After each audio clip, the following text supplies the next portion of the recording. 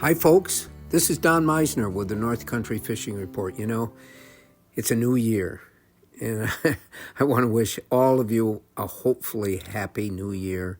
And it brings a lot of thoughts to me. It's not so much about resolutions, but about understanding the changes that are taking place in our environment. And I think it's important that we embrace this change and also realize that change doesn't last. The very words really depicts that something will change again. But some of the changes that I have seen over the last year, and I think it's important that we realize that all these changes can affect our fishing. Number one, the natural environment changes. The storm that we had last year that flooded our area, that was once in a lifetime maybe, but it changed every one of the waterways that this increased amount of water affected. And I know the streams, there's new structure, there's new curves, there's so much different, and the fish have to react to this. So this is something to think about as we go into the next year. I want to talk about another change that I noticed over the last 2 years. And there's a couple places that I particularly really enjoy. It's been a part of my life for 30 or 40 years. And they're two waterways that are connected to the St. Lawrence River that are somewhat difficult to access, so that I've always sort of thought they were my own special waters. And this is where I fish northern pike. They're in our area, they're close to us, and I'll tell you what, over the last couple of years, I've noticed that the northern pike population seems to either have gone down so far or absolutely disappeared.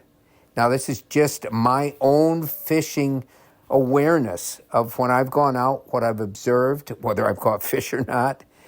I don't know the reason. I know the DEC and other engineers have put projects that have supposedly been really making these waters better for northern pike, but they seem to be gone. And if I get more information, I'll certainly pass it on. But it's disturbing to me. So I have to find other waters, other fisheries that I can enjoy.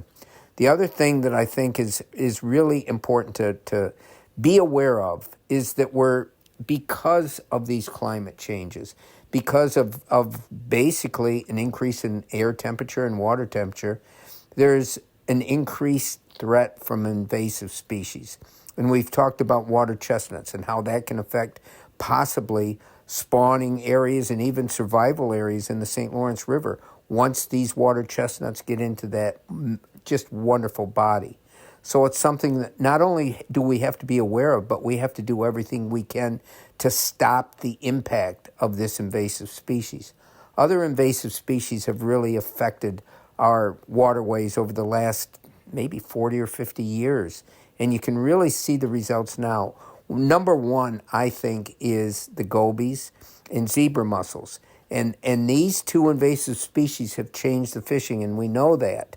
But they've also changed the fishing because of how they've affected the areas where fish rehabitat, where they can go to spawn and they can create new generations of the same sport fish that we care so much for.